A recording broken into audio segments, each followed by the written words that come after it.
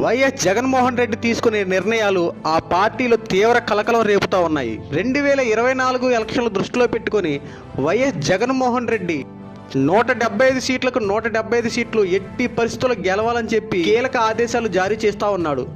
ఇలాంటి తరుణంలో YS Jaganmohan Reddy YCP ఎమ్మెల్యేలను అలాగే పార్టీ ఇన్ఛార్జీలను ఎంపీలను మారుస్తూ రాజకీయ చదరంగం మొదలుపెట్టాడు.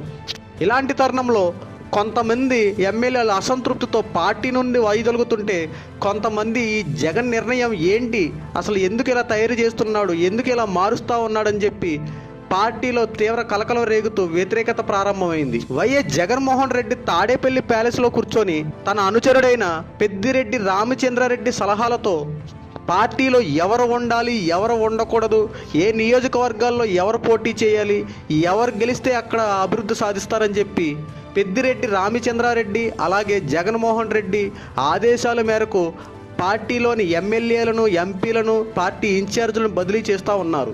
ఇలాంటి తరుణంలో కొంతమంది ఎమ్మెల్యేలు తాడేపల్లి ప్యాలెస్కి చేరుకున్నట్టు కొన్ని వార్తలు వస్తున్నాయి.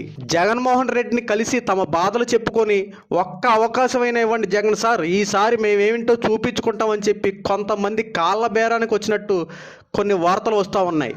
ఇంతకీ వాళ్ళు ఎవరని చెప్పి ఒకసారి చూస్తే విశాఖ ఎమ్మెల్యే అయినటువంటి వాసుపల్లి గణేష్, పెందుర్తి ఎమ్మెల్యే అయినటువంటి అదీప్ రాజు, ఏలూరు జిల్లా దెందులూరు ఎమ్మెల్యే అయినటువంటి అబ్బాయి చౌదరి, కర్నూలు జిల్లా ఎమ్మగనూరు ఎమ్మెల్యే చెన్న కేశవరెడ్డి సీఎం క్యాంప్ ఆఫీస్కి చేరుకొని జగన్మోహన్ రెడ్డి కలిసి సార్ ఒక్క ఛాన్స్ ఇవ్వండి సార్ ప్లీజ్, ఈసారి మేమేంటో చూపించుకుంటామంటూ వాళ్ళు ముందుకు వచ్చి జగన్మోహన్ రెడ్డిని కలిసినట్టు కొన్ని వార్తలు వస్తున్నాయి.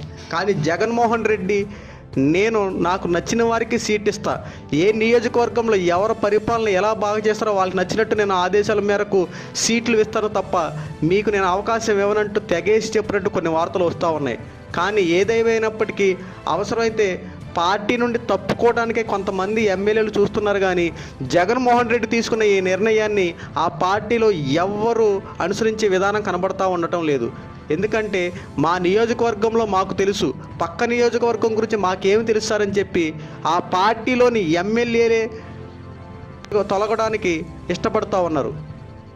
వైఎస్ జగన్మోహన్ రెడ్డి తీసుకున్న ఈ నిర్ణయం పట్ల మీ అభిప్రాయాన్ని కామెంట్ రూపంలో తెలియజేయండి. మరిన్ని అప్డేట్స్ కోసం మన ఛానల్ సబ్స్క్రైబ్ చేసుకోండి.